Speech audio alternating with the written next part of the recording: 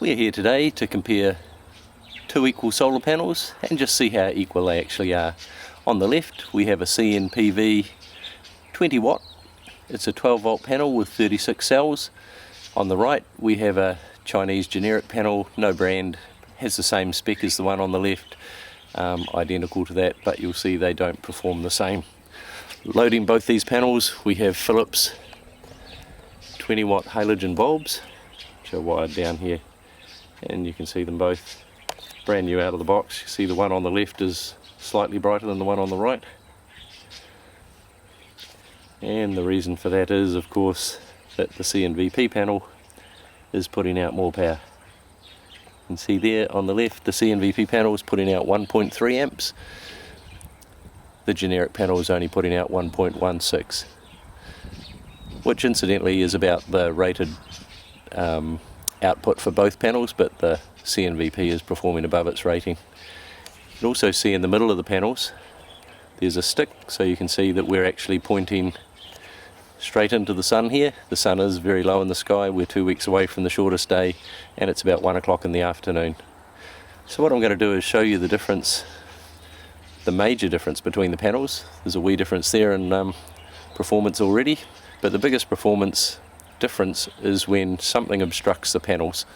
This could be something as small as a passing bird. You can see if you've got solar panels quite often that birds do like to use them for target practice.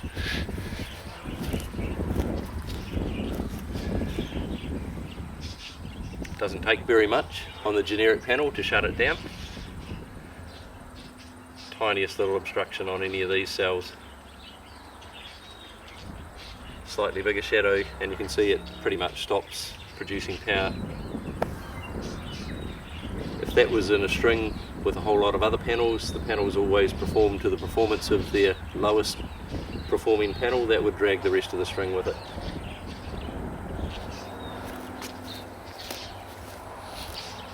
If we compare that to the CNVP panel,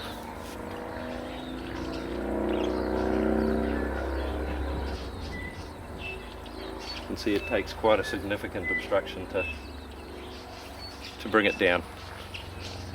Far more reliable, much higher quality. Now we'll just take a look at the wiring so you can see exactly how they're put together. You can see there's two multimeters. They're just wired in series to a couple of chocolate blocks and a couple of clips going on to the halogen lights. Go around the other side, we see the wires ducking underneath. We pick them up on the other side and we can see here they come up from the bottom into the back of the respective panels. And if we go in and have a look, see the CNV panel rating.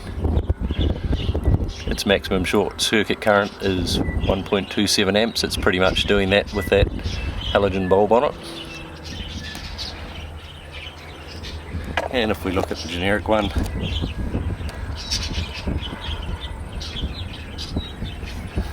pretty much identical rating, but you can see that it definitely performs far, far inferior to the CNVP.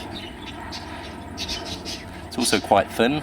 You can see the sun coming through as opposed to the CNVP, which of course is a lot stronger and a lot thicker.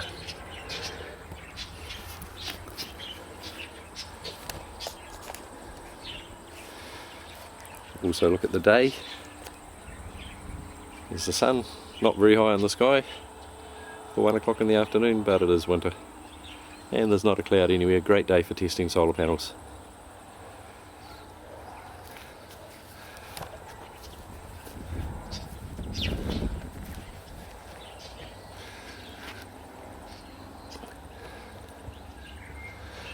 I hope that's been of some help. Just remember, be very careful when you're buying solar panels. If they're unbranded, you have no idea who's manufactured them. Both of those panels come with the same 25-year warranty, although I have no idea where you would claim the warranty off the one on the right. It seems to be a warranty in name only. I would never expect to be able to claim it. You don't even know who's manufactured it. Of course, the CNVP has a highly comprehensive warranty. You can download that off the internet. You also have the peace of mind knowing that the panels are actually individually tested. Here's a copy of the test certificate. All the panels have serial numbers and are individually tested.